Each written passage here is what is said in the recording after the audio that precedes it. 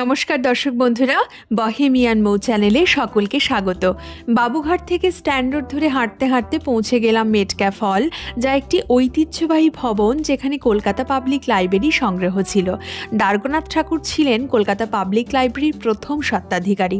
Column ও কলোনির দ্বারা ঘেরা পুরো ভবনটি ঊনবিংশ শতাব্দীর মাঝামাঝি সময়ে ব্রিটিশ সাম্রাজ্যিক স্থাপত্যের প্রতিফলন।